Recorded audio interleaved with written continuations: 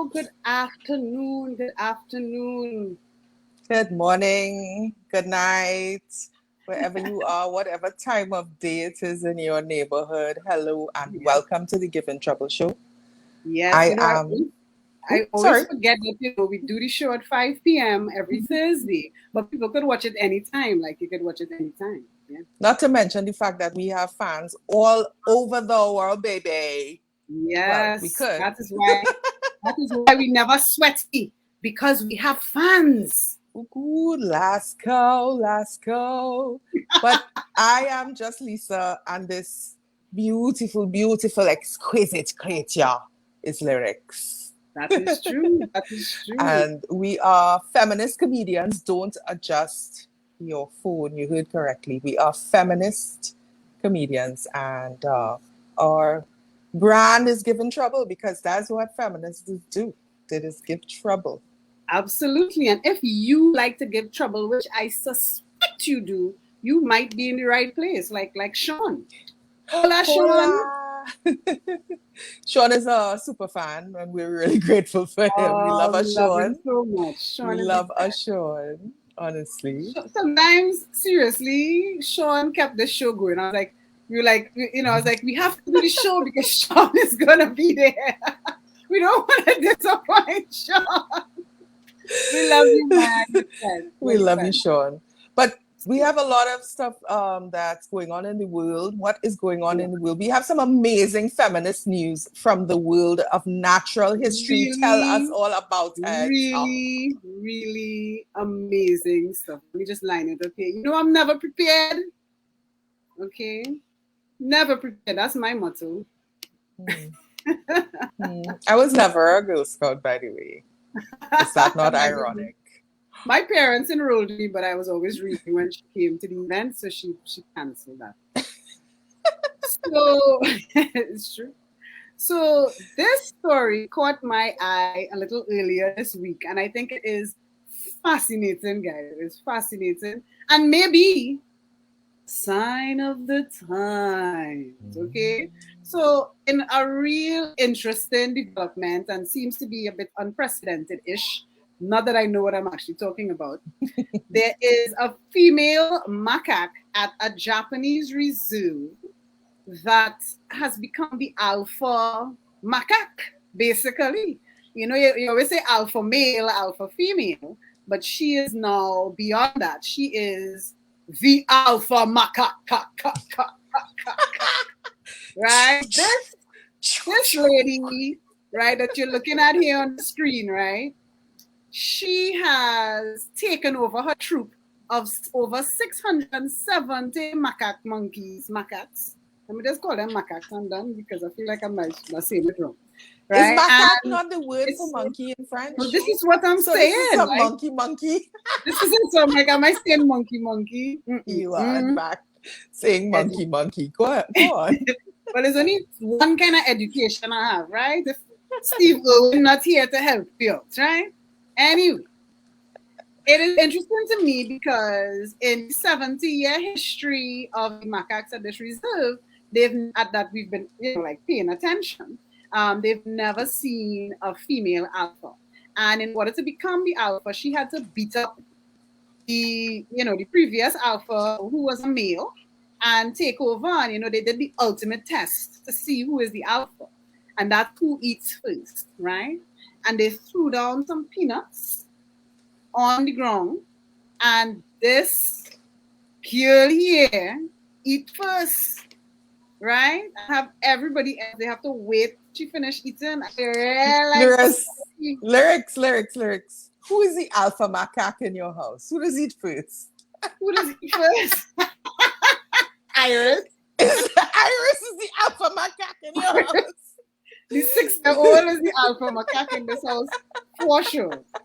I'm not even fighting that. Like, I'm not even making that a thing. Like, Oh, good. But it's interesting, she runs things. because we're at this point in history where gender is this really deeply contested stuff. I was making a joke to you, just, a joke to you just a few minutes ago because I was saying, if, I was wondering if people think it's a political thing that I have the Harry Potter books behind my head. as we have this conversation, if somebody spots that, would it be construed as me saying I'm hostile to, transgender people? Which is no, I'm not. I just like the books, and But also I remember when you brought that up, and I was expressing the position that nobody cares about the Harry Potter. Nobody notices that. no, but there's like a whole movement, to cancel her because of this gender thing, and how, like she basically doesn't believe that transgender is a thing. She's just like, no. Yes. And Yes. I mean, I think it's a human right to have that belief, and it's also other people's human rights to like reject her opinion. But I find it real harsh that people canceling Harry Potter because they don't agree with her gender politics. So I find that rough. But anyway, the real thing I wanted to talk about is the trans woman who could not snatch at the Olympics. Let's talk about that. You are so much bacchanal right now. Sean says you need a lady boss macaque anime. Listen, that's Do it. I would watch that. I watch anime and I would watch a lady boss macaque anime. Like that's Do it. begin. Well, the Olympics are very, very contentious this year. There are a lot of strange things going on. Lots of heartbreak for athletes. They get to the Olympics and they get COVID. They get sidelined. You can imagine you reach Japan, you almost there, and then positive test. You're sleeping on a cardboard bed for nothing. That was slip through your fingers. Nothing. Silver, bronze, whatever. Somebody else gets it. Right, so it's tough. Another issue, yes, there's a trans weightlifter, a woman who has not, I don't think she's done really well or placed or anything, but caused a lot of controversy. This is the kind of questions we have to start asking when we have people transitioning from one gender to the other. Can trans women compete against biological women? I mean, I'm not sure, the terms change daily. Cis women in events and in the Olympics, and it's kind of crazy, and it draws a line for a lot of people, because at the end of the day we have very different physiology, which is why men's events and women's events are separated.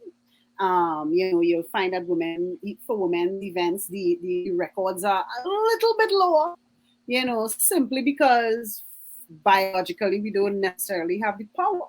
On the other hand, on the other side, we have cis. I mean, I don't know if they're cis, to be honest.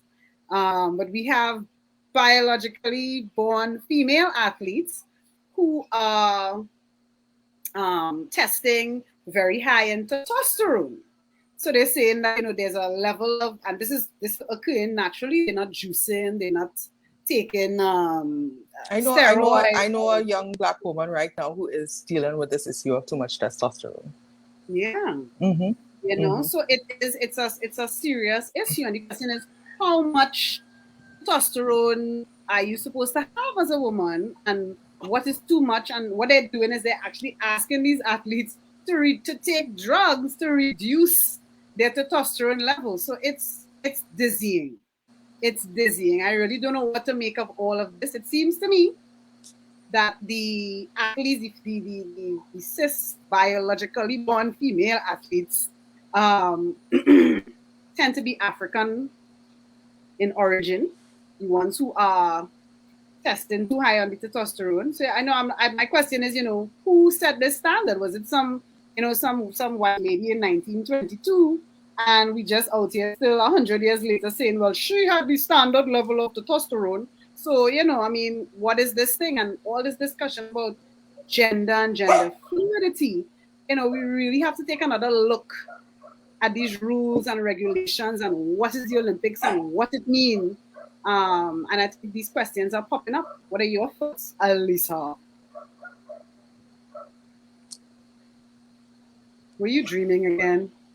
I wasn't dreaming. It's just that I have a lot of thoughts on this, and it's hard to know where to start. One, I think the way the Olympics are set up is bullshit.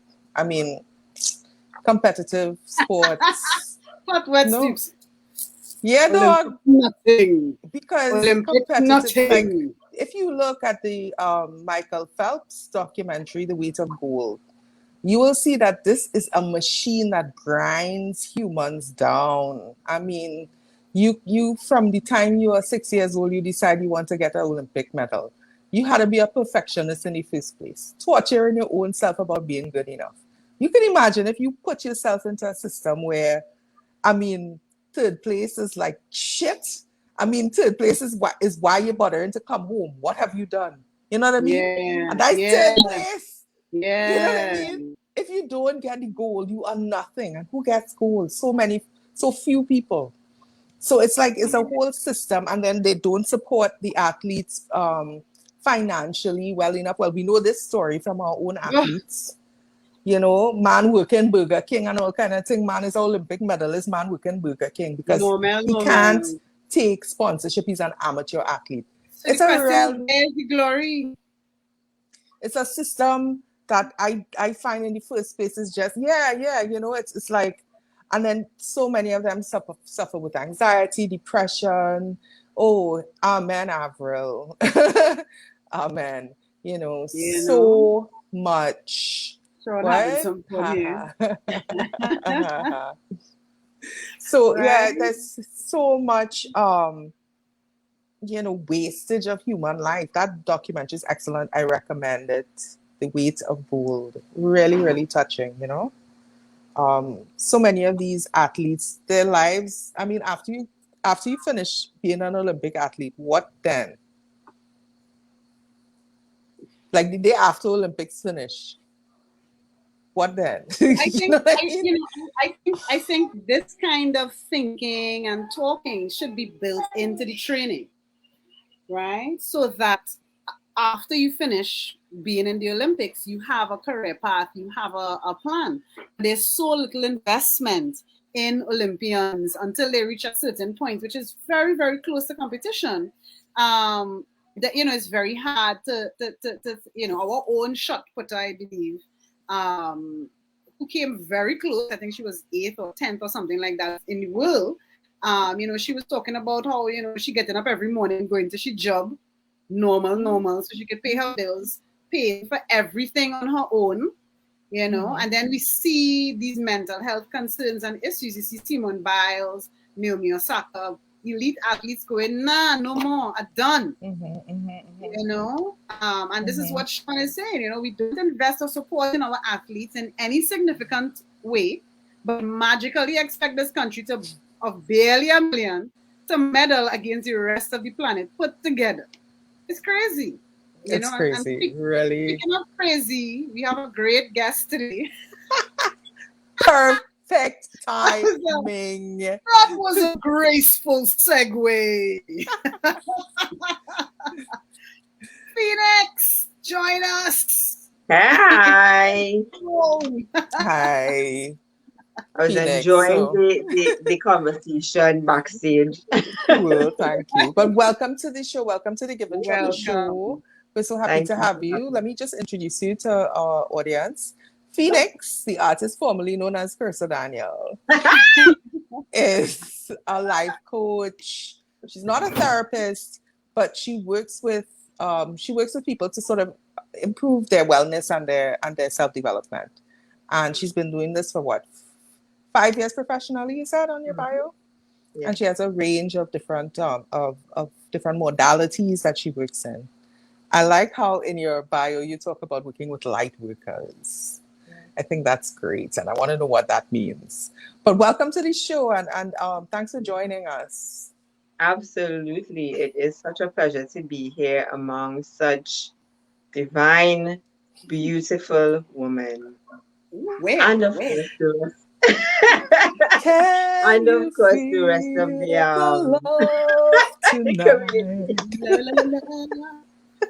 I wanted to say something on the I was trying to pronounce the thing macaque. What? Macaque. That macaque. And I think it's representative of the divine feminine that is balancing off the masculine that has run the world for so many years. So we have the divine feminine energy coming in. And so it's showing up in all of these ways so that we're having the balance occurring, which I think is phenomenal. About time. Beautiful words, beautiful words. You make me get all deep, Phoneix. You make me get all deep. So the real reason that we decided to do this show is because, well, apart from me having, massive breakdown a couple of months ago, we had to cancel a show or postpone a show because, one of us we decided that it was just too hard. We couldn't do it. Yeah, and I'll say it plain, I could not. I ran out of can. I was unable to can, as they say, I ran out of try. I just had nothing left in my gasoline canister. And I called Lisa the day of the show and I was like, girl, we have to postpone the show. And, we had guests and we didn't want to disappoint them. And we had some good energy with the first show that we did a couple of months ago. So I really wanted to do it and I prepared and everything. But, when it came down to it, I thought about doing it and I just thought, you know what, I can't, the anxiety I was feeling. I just, my mind was just restless. I had a little edit to do and I just couldn't do it, so I just really couldn't, and I imagine that, you're dealing with quite a bit of that during this time. What should I do? What should I do? Well, self-care. Self-care is extremely important. And if we are not investing in ourselves or putting in, then what we are essentially giving from is what we are supposed to actually have for ourselves. So the thought is that, the thought is that we give from our overflow. So we invest so much into ourselves. We don't give from our cups. We give from what is flowing over into the saucer. But we did not learn how to invest in ourselves. We did not learn how to care for ourselves. So we end up giving from what is supposed to be ours. And of course, we get burnt out. Self-care is something that is almost now coming on stream, especially in this part of the world. Previously, if you spend time investing in you, putting in like what you need, that was considered selfish. Yeah. Or you're so selfish. Particularly for women, especially women. Especially women. Yeah. Correct. And so we have cases where we burn out quickly. So we want to do all of these amazing things and we want to show up powerfully and we want to, we want to roar.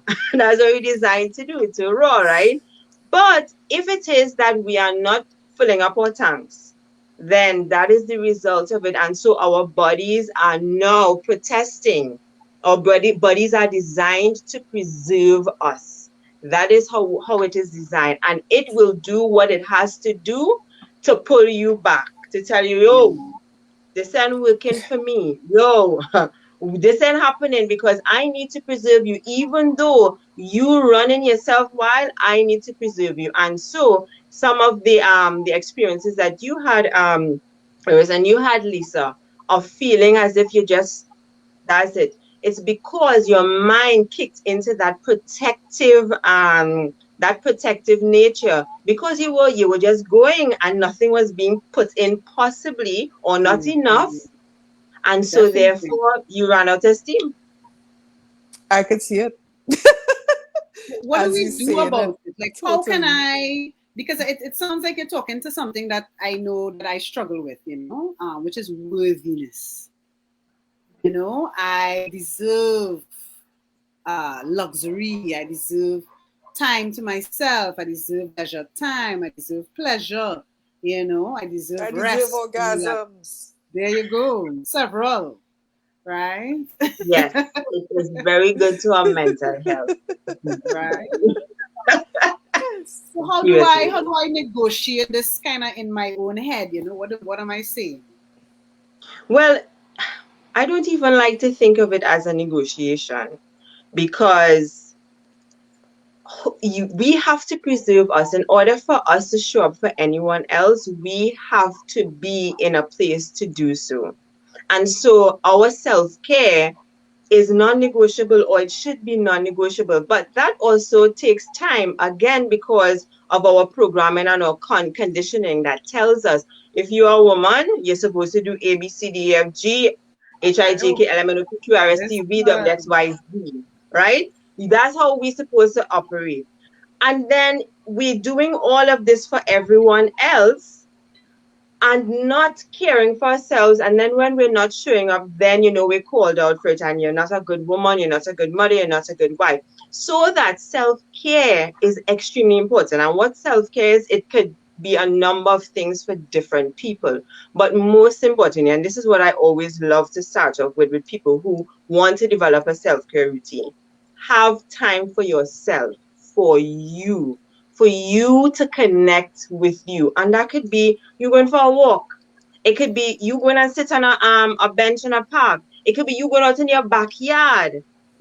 Whatever feels good for you, spend that time with yourself, because that is how you get to connect with yourself and know exactly what you need. If you aren't able to tune into yourself and understand you, what are we doing? What are we Well, really doing? I hear you. One of the things that I'm hearing is the need for boundaries, You're right? using all of the amazing words. Yes. Because right, because I think that is something that I struggle with when it comes to taking that time for myself. I have small children, I have a small child, I have a teenager, I have a husband, I have a father, I have a sister, I have work obligations, I'm a freelancer, I run two companies. You know what I mean? So it's like, whew, how do you set these boundaries? How do I do that? So, first and foremost, I would say we have to unlearn some of the things that we have learned before we could even establish a boundary. If it is that we are operating with these limited old beliefs about what a woman's role is supposed to be within the labels of what used to be. And I want to say used to be because there was a time when that applied back in 1700s. In 1922, when they said them testosterone rules. That's when they said that too. First we have to unlearn. First we have to, and that's why again the self-care becomes important, us knowing who we are and us taking that time for ourselves. We have beliefs about how women are supposed to be. We adopted those beliefs, we took them on, and that is currently running our lives, believe it or not. Subconsciously it's in there and it is running our lives. So when we become aware of those beliefs, like for instance, the woman is supposed to probably cook and take care of the home, even though she has two businesses and two jobs, and also take care of the children, and also walk the dog. And now we have that up against us, first and foremost. So once we identify the beliefs that are running our lives and dictating our lives, once we're able to identify those and then unlearn those and then decide what we want our lives to look like, not what society thinks it should look like, but you and your partner having that conversation as to what do we want, what works for us, what is our design of our lives. Once you do that, and then you make a decision, okay, what does boundaries look like for me? What do I want to experience in my world? And then you communicate that to others. Now, you also have to be in integrity with yourself, because when you make this choice for you of what is best for you, and you communicate it to others, you have to hold yourself accountable to what you are standing for. Bacchanal. So essentially, what you're saying is leave my husband, right? And go away. Based on I what hear I you, know, he's a and beautiful I being. obey. So I could never say that. No? She never said that. I think it was the word projecting. I think you're projecting. Wow. Projecting. Am I Wow. hearing what I want to hear? But we have about 5 minutes left. Were there Great any knowledge, Phoneix. questions Great or knowledge. comments Well, I just want to from members share of the audience? quickly. Yeah, I just want to share quickly. I have some comments. Sean says self-care is Definitely. key, and having a support system is so important as well. We're rallying around giving trouble fam even more than the West Indies. Yeah, man. Right? And then Sean is back saying imposter syndrome is real, y'all. You know, and that's worthiness. That's feeling like, who am I to be doing this and saying this and standing up here when it have people better than me? Right? And Indeed. Indeed. we have one more comment from Raphael who says, look, my sugars and them. So I don't know. Who is that? It's not me, Wayne. It's not me. I don't know. I don't know I who's don't Raphael Guillaume. But like my Wayne number sits and is watches the show. no, I'm kidding. Okay, Lisa, you don't know who it is. Phoneix, you don't know who it is. All right. No. Like my mother used to say. Well, Like my mother used to have say, man it's and none not of them me. man named Raphael. It's not me. He must be coming here looking for. It's not me make that mess. Okay then. Not me. But you know, Me. I'm really glad to have this opportunity to talk about wellness, especially in this.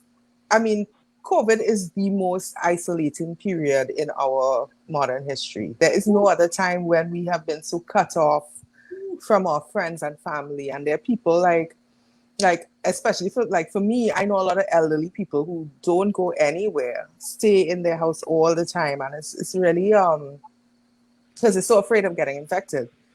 But at the same time, they've cut off all their friend and family contacts, and that has made their life miserable. They're miserable.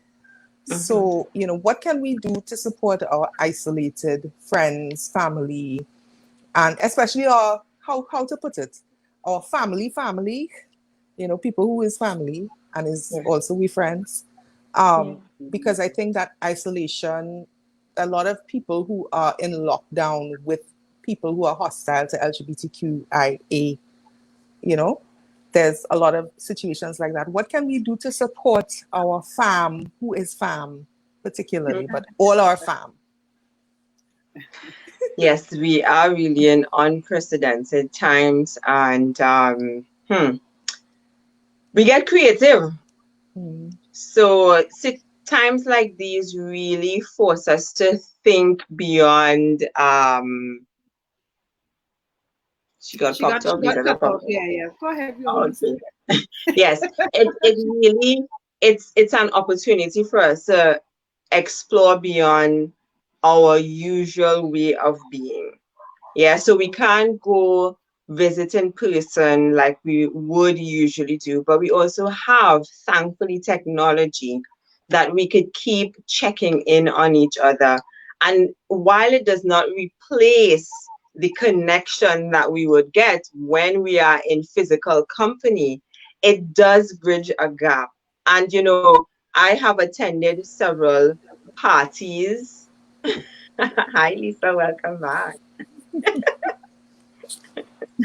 I have attended several parties, several celebrations, and I think it also has opened up our awareness to more than we would have if we were, in previous time. Not I'm saying that it replaces it, but if we allow ourselves to, then we are able to connect in other ways. And dare I say, this is just my woo-ness, but we probably bridging, we probably about entering into the era where we're communicating and connecting telepathically. So I just said that. I'll put that out there. That is pretty woo-woo.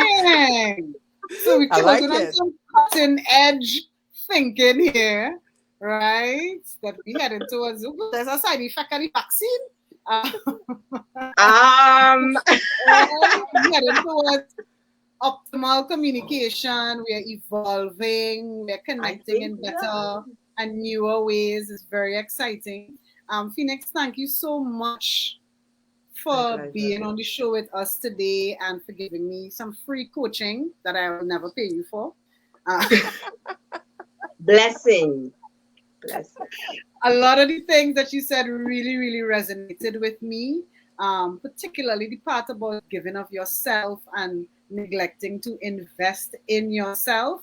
I really love that image of giving from the spillage, that's in the teacup, Yep. give from the overflow, and that I think is a real wonderful image, and I think it could be applied to a lot of different things. Not necessarily like I have to be super super wealthy, but I have overflow, sometimes, rarely, and then I can, so that's I think that's beautiful. Thank you, thanks for that. Absolutely, my pleasure. Absolutely. Yeah, thanks so much for coming on the show. We really loved having you. And well, that's it for us. It's we're supposed to be a 30-minute show, and we are now in Lanyap officially. Yes, And 32 minutes. Not too bad today. We used to go kind of 40 and 50 and thing. Real discipline and grow. that's when yeah, that was long time. But Well, so thanks for coming on, and we look forward to next week's show when we will be having Dennis Tay, my brother, who is the architect of the idea of Givin Trouble, talking about Trinidad and Tobago's participation in the Olympics. yeah. And so join us next week, same bat time, same bat channel for the Givin Trouble show. See you. Bye. Stay safe, people.